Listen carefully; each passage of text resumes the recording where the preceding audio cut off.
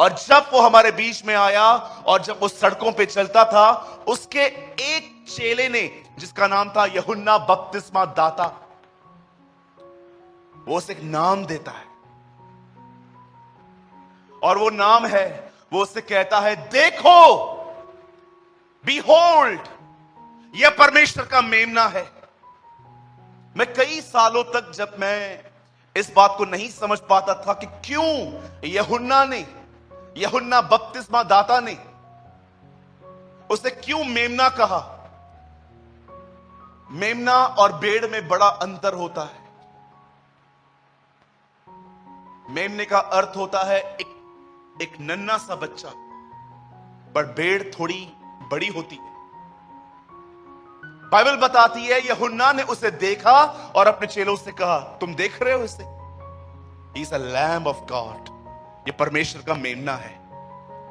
और इस मेमने को समझने के लिए मुझे कुछ और जगहों पे कुछ पढ़ना पड़ा, जो आज आपके साथ मैं बांटना चाहता हूं। आज से बहुत साल पहले बाइबल बताती है परमेश्वर के लोग एक राजा के अंडर में थे, वो गुलाम थे वहां पर, और एक देश जिसका नाम मिस्र था, उसी देश के अंदर एक छोटा सा शहर था जिसका नाम था गोशेन। मैं आपको बताना चाहता हूं, अगर आप आराम से इस बात को थोड़ा समझ लें तो आपको समझने में आसानी होगी आगे चल के जो मैं कहूंगा। गोशेन मिस्र का वो शहर है जहां पर आज भी पिरामिड्स बने हुए हैं। इस्राएल के लोगों को उस शहर के अंदर पिरामिड्स बनाने के लिए यूज किया गया था। उन दिनों में जब गोशेन बन रहा था, परमेश्वर मूसा को बुलाकर कहता है, तू एक काम कर, तू उस देश में जा, उस राजा से बात कर कि ये मेरे लोग हैं, इनको जाने दे, इनके बाप दादाओं से मैंने प्रतिज्ञा की थी कि मैं इन्हें यहां से निकाल के एक नए देश में ले जाऊंगा। जब मूसा इस संदेश को सुनकर फिरौन बादशाह के सामने खड़ा होता है, तो वो उससे कहता है, let my people go away, मेरे लोगों को जाने दे। फिरौन कहता है मैंने नहीं जाने दूंगा, क्योंकि फिरौन जानता था यही वो लोग हैं जो उसकी कंट्री को बना रहे हैं। आप जानते हो बाइबल मुकद्दस क्या कहती है? पहली चीज जब उसका सामना किया गया, तब उसे कहा गया, अगर तू हमारे लोगों को जाने नहीं देगा तो एक काम करना पड़ेगा। और वो काम जानते क्या होगा? मैं आज्ञा दूंगा, सारे मेंढक पानी से निकलेंगे और तुझे हेलो बोलने आएंगे।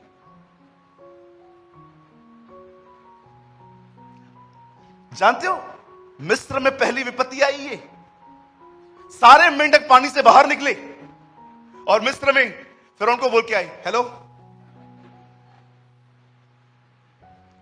आप बिलीव कर सकते कैसा लगेगा अगर सारे यहां पर फ्रॉक्स आ जाएं तो?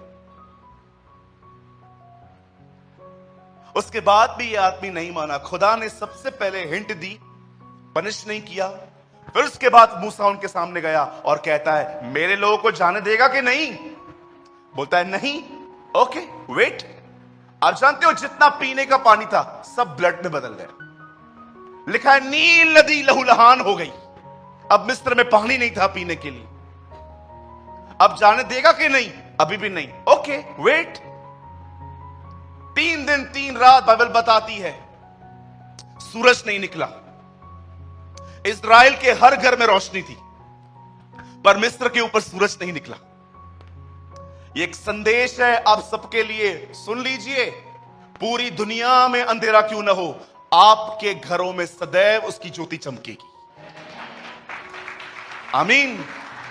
इसलिए आपने देखिया, कहां पर भी बिजनेस में मंदी हो, बाजू वाले के पास काम नहीं होता है, आपके पास देने के लिए समय नहीं होता है, क्योंकि आप उसकी बादशाहों के भागी हैं। मैंने कई लोगों को देखा है, मसीह लोगों को नौकरियों में भी बादशाहों की तरह रहते। परमेश्वर ने उनको जॉब में भी बॉस की तरह रखा हुआ है। कोई है यहां पर जो ये कह सकता है, भाई मैं जॉब में भी बॉस की तरह हूं?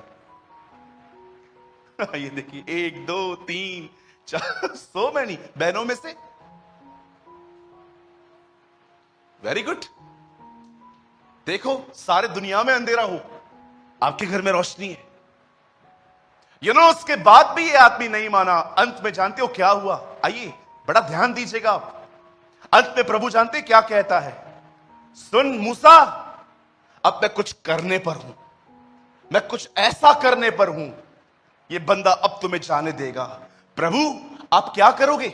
आज रात को इस देश में एक फरिश्ता दाखिल होगा।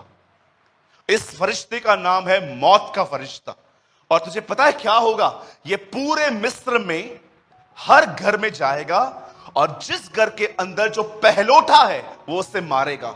ओके, ये आज होगा, हां, लेकिन तुम्हें आज एक काम करना है। क्या करना है प्रभु? आज तुम जाओ, एक मेमना खरीद लाओ, उस मेमने को काटो और जो उसमें से खून बहेगा ना, जो उसके गले में से ब्लड निकलेगा, उसे उठाकर अपने घर की चौखट पे लगाना। और जिन घरों के बाहर ब्लड लगा होगा, मौत का फरिश्ता उसमें दाखिल नहीं होगा। आप बिलीव कर सकते हो, अर्थ पे एक रात ऐसा हुआ था। काश हम उन दिनों में रहते। मैं आज भी प्रभु से कभी कभी कहता हूं, प्रभु मुझे एक शिकायत है आपसे। और खुदा जानते हो मुझे कभी कभी क्या कहता है? हाँ, मैं एक बात कहता हूं प्रभु को, आपने मुझे 2022 में क्यों रखा? काश आप मुझे 2000 साल पहले रहते, मैं सिर्फ आपको इस्राएल में देख पाता कि आप कैसे। Sometimes I talk to my God like this, यार आपने मुझे 2022 में क्यों रखा? यार सब खड़ूस दिखते, आप क्यों नहीं दिखे? काश आप होते, मैं आराम से अर्तमियास का यूसुफ, जिसने कभी कोई सेवा नहीं की, मात्र आपको क्रूस से नीचे उतारा। मैं हमेशा आपको देखता रहता, एडमायर करता, आप कितने खूबसूरत थे, आप कैसे बातें करते थे, क्या आपका चलन था। काश हम उन दिनों में रहते, लेकिन आज सब खड़ूस मिले। हंसाना पड़ता है इनको, जोक सुनाने पड़ते हैं इनको, सबको उठा के लेके चलना पड़ता है। बात में मालूम पड़ता है हम इन्हें नहीं, ये हमें उठा के लेके चल रहे हैं या। लेकिन उन दिनों में माहौल बहुत अलग था। You know the Bible says, परमेश्वर मूसा को कहता है आज रात को एक मेमना काटो और जो खून उसमें से बहे उसको जूफा में मिक्स करो और अपने घर की चौखट के बाहर लगा देना। और मौत का फरिश्ता जब वहां से गुजरेगा वो तुम्हें कुछ नहीं करेगा। और बाइबल बताती है जैसे वो मौत का फरिश्ता, वो स्वर्गदूत दाखिल हुआ, वो सबको मारने लगा। मैं आपको बताऊं ट्रेडिशन क्या कहता है, आपको पता है परंपरा क्या कहती है? उन दिनों में जब मौत का फरिश्ता दाखिल हुआ, उनके घर पे ब्लड लगा हुआ था, पर आप जानते हो वो घरों के अंदर क्या कर रहे थे? जानना चाहते हो?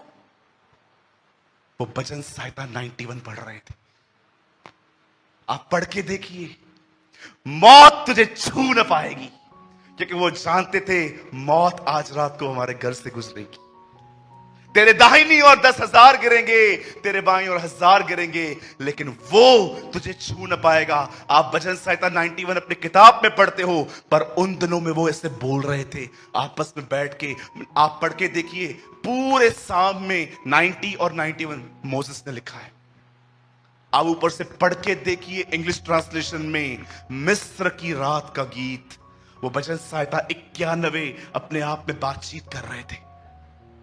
और जानते हो उस रात क्या हुआ?